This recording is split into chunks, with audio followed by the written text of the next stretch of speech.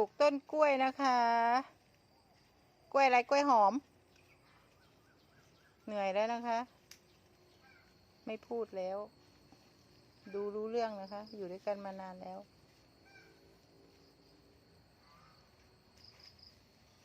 เริ่มโกยดิน เริ่มอยากจะปาเมีย มีดมาหน่อยสิครับ นั่น ขอมีดหน่อยครับ ขอมีดนะคะ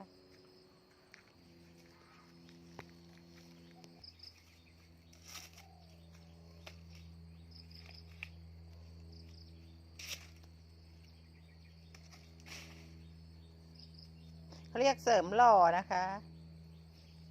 เมื่อกี้ได้ยินเขาพูด คนทำก็หล่อนะคะ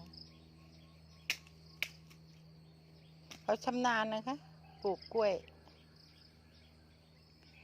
แต่ปลูกทุกที่ค่ะ ที่มันโล่ง